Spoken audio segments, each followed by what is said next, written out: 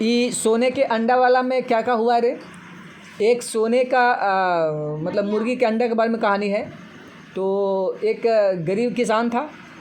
वो किसान क्या कर रहा था, तो बहुत ज़्यादा गरीब था, उसको खाने पीने के लिए कुछ भी नहीं मिलता था। तो वो मतलब किया कोई चीज़। तो एक दिन ऐसे ही काम करते करते किसान, मतलब कि किसान है तो खेत में काम कर रहा था। तो किसान जो खेत में काम कर रहा था, करते करते बगल में जाकर बैठ गया छाँव में। और छाँव में जाकर बैठ गया तो देखा ये वो ऋषि मुनि जा रहे थे। तो वो बोले कि तुम इतना नाराज़ क्यों हो, इस तरीक़े से मूर्छित क्यों हो, ठीक है, क्या हुआ है तुमको। तो वो बोले, बताया सारा किसान अपना बात कि देखिए ना, हमको साथ में ऐसा ऐसा प्रॉब्लम हो गया है, मेरे पास में खाने के लिए कुछ भी नहीं है। तो उसने एक कहा दिया, कुछ पैसा दिया कि इसको से मुर्गी खरीद लेना, ठीक है।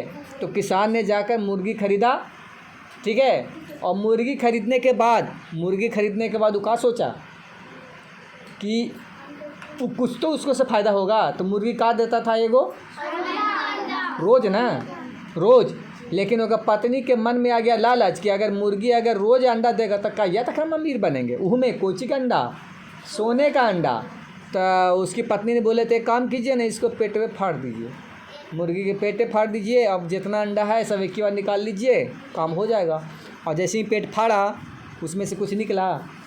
जैसे ही पेट फाड़ा, उसमें से कोई सोने का अंडा नहीं निकला, बल्कि पछतावा के अलावा कुछ नहीं हुआ।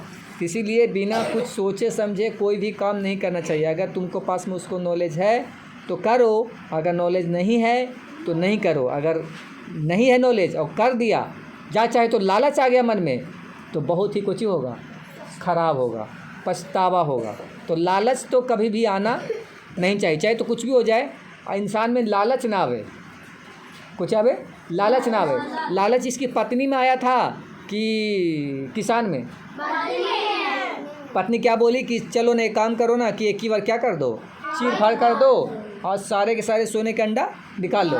लेकिन ऐसे हुआ नहीं।